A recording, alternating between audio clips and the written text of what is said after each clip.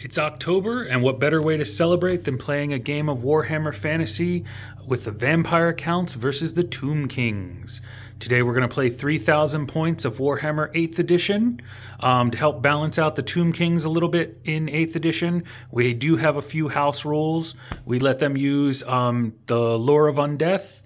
We also let them march if they're within 12 inches of the general, and the Hierophant's regen gives a 4-up instead of the standard 6-up. That just helps balance them out a little bit and put them on a little equal footing with the other armies. But it's going to be mummies versus vampires today.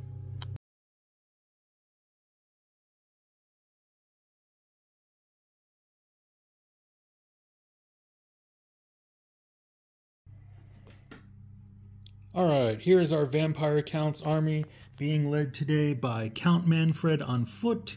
We have a vampire hero on horse. We have 2 wraiths. Each of them is going to go into a unit of 100 zombies. We have our thriller zombie leading the charge right here. Our other unit of 100 zombies. A unit of 30 skeletons. 17 black knights with barding and lances.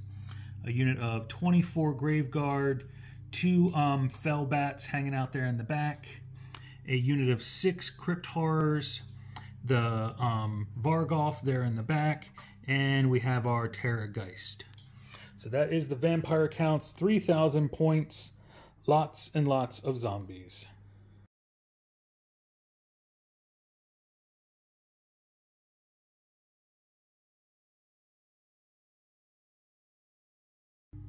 Alright, tell us what you got for Tomb Kings. Got the titular Tomb King, two Lich Priests, Okay. Grand Hierophant Katep, Okay. what are they called? Grand Tomb Herald, yeah. Tomb Herald? And Necrotech. Okay. 50 skeletons, 3 chariots, 2 units of 6 skeleton archers, regular archers, 2 tomb scorpions, a unit of tomb guard, 6 Ushabi, 6 tomb swarms, 3 what are the Necropolis Knights? yeah, Necropolis Knights, and 2 skull catapults. Ooh, some long range threat there. All right, and your special character guy, he has Lore Master of Nakara, right? And your other 2, what are they? Lich Priests. Lich Priests. The other 2 Lich Priests, they are using Lore of Undeath, correct? Yep. All right, so should have a lot of magic being thrown around the table between those guys and Count Manfred. All right, ready to play? Yep. All right, let's go over the table.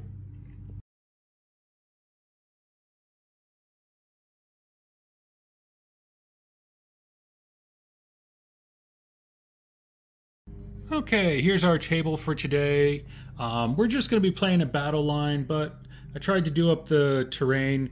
It looks like the Tomb Kings and the vampires are fighting over some kind of arcane ruins, and each of them is trying to create some kind of arcane ritual, and who knows. But either way, it should be fun, and it's nice to do something besides the standard hills and trees all the time.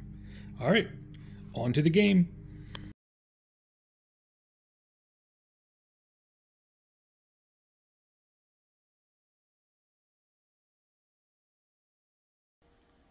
Okay, we are all set up. We've got our vampire counts all lined up. Over here, we've got a mounted vampire, of course, in the Black Knights. One of the wraiths in the giant brick of zombies. Manfred in his skeleton bunker, another wraith over here, and then there's the rest of the vampire count line. Over on the Tomb King side, which characters are in which units? Who's in the unit of skeletons there? That's one of the Lich Priests. Okay. The Necrotech is with the Ushabi. Gotcha. Tep is in the big skeleton horde. The Tomb King and the Tomb Herald are in with the Tomb Guard, and this guy's just over here by himself. Okay. And that is our deployment. The vampire counts won the turn for first turn, so we will see you guys after the end of turn 1.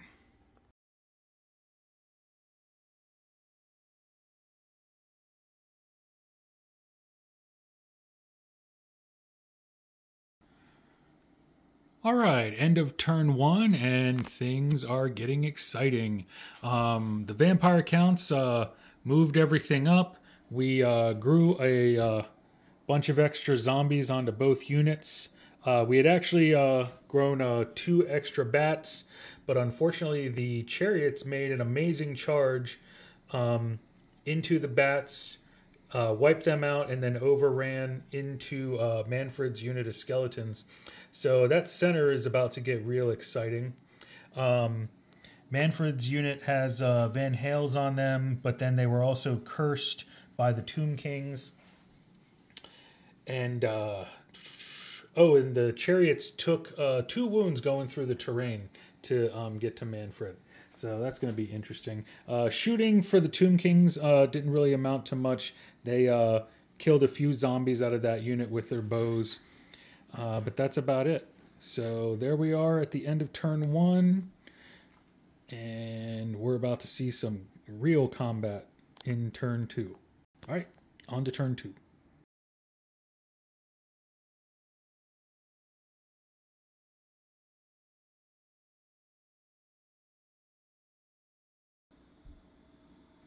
All right, end of turn 2 in this gripping battle of the Vampire Counts and the Tomb Kings. The Tomb Kings had a lot of stuff come up from beneath the sands. Nobody really scattered off target. The Tomb Swarms popped up here behind the Black Knights. Over here, both Scorpions popped up behind the Grave Guard, and the Necropolis Knights snuck up behind the Crypt Horrors. The archers over there for the Tomb Kings managed to score 3 wounds on the Vargoth, so he is not long for this world because he is way too far away from the vampire. On the other hand, though, in combat, the zombies managed to take out 2 Ushapti, and they only had to trade about 20 zombies for that, so that's not a bad loss. Over here, Manfred managed to finish off the chariots, but now he's staring down a horde of skeleton spearmen. Over here, the Tomb Guard with the Tomb King charged into this pack of zombies, and the Tomb King was packing a magic weapon, so he killed one of my wraiths in a challenge. So that's where we're sitting at. Oh, and in the vampire count turn, the Terrorgeist did manage to take out 8 Tomb Guard with his scream. So that's where we are at the end of turn 2. Moving on to turn 3.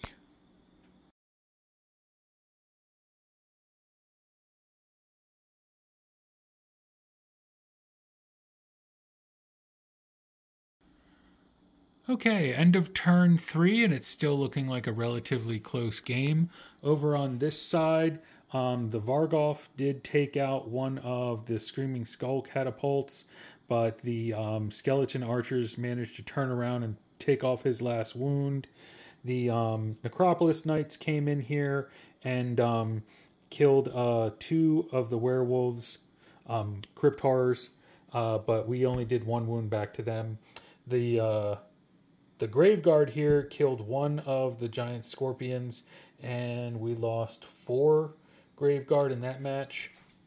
The Ushapti are just grinding away here on the zombies. The Tomb Kings were hoping to charge that horde of skeletons into Manfred's unit. Manfred managed to hold them off with a purple sun that didn't really go anywhere but stay in the middle there. So we may have to dispel that on our turn, but right now it is keeping the Tomb Kings from coming in there. It started right in front of Manfred because he rolled a misfire and killed some of his own guys, but then in the Tomb King's turn they chose not to dispel it, and it drifted over to here. The Tomb King is still grinding away on that unit of zombies. The Tomb Swarms came in and charged the Black Knights in the rear. I was hoping to get them out of their charge range, but they still made it. And they lost 3 Black Knights to those guys, so that sucks. And the Tomb Kings also raised up a brand new unit of skeleton warriors with the unit of Undeath, who are sitting there ready to charge into the flank of the Black Knights. The Terrorgeist killed another 8 skeletons with his Scream off of that big horde, but we were really hoping to double hit them with the Scream and the Purple Sun, but that didn't happen.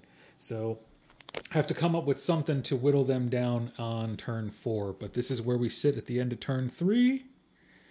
Still a very close game. The Vampire counts have lost more than the Tomb Kings, but it's mostly just zombies and things that we can grow back. So we'll see how turn 4 goes.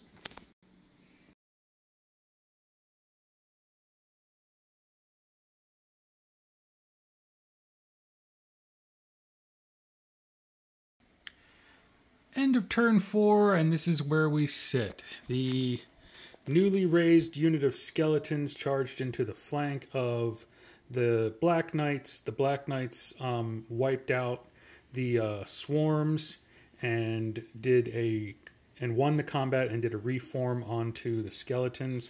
Over here, the Tomb Guard and the zombies are just grinding each other down. The zombies are taking some casualties, but I'm able to raise most of them back up. Haven't been able to do much to this block of skeletons here. Manfred's magic was a bit of a bust. Tried to get another Purple Sun off, but it misfired, and that's where it landed. Luckily, we were able to raise up all the skeletons that were killed in the misfire. Then over here, the zombies are slowly whittling down the Ushabti. I think we might eventually win this, but it's going to take a while. The Ushabti are just ripping zombies apart left and right.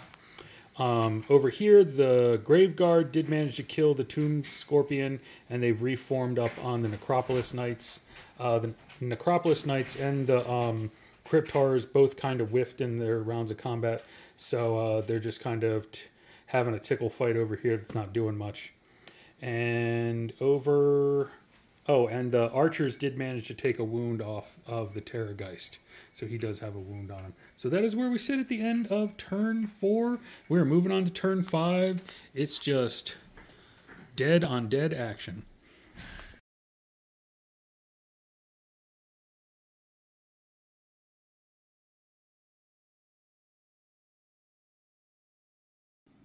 End of turn 5. The Black Knights over here finally finished off that unit of skeletons, and then the Tomb Kings just raised up another one using the Lore of Undeath. They're not in combat yet, but they're going to be a speed bump that'll keep the Black Knights from getting into the unit of Tomb Guard. The Tomb Guard chewed up quite a few more zombies that time around. The big block of spearmen with the special character Hierophant failed to charge into Manfred's unit of skeletons there, and the zombies are whittling down the Ushabti. There's one Ushabti and a Cryptek left, but I don't think we're going to be able to shift them by the end of the game. The skeleton archers over there managed to score 4 wounds on the Terrorgeist, so he's got 1 wound left. I don't know if he's going to make it to the end of the game, but we'll see. And then over here, the Graveguard came in on the flank and finished off the Necropolis Knights. So there is still 1 Screaming Skull Catapult hanging behind those woods over there. So we'll see what that can do before the end of the game. But this is where we're sitting. It is still a very close game. The Vampire counts haven't been able to make a whole lot of progress. And if we can't break one of these units by the end of the game, I don't think we're going to be able to grab many points, but we'll see how it is at the end of turn 6.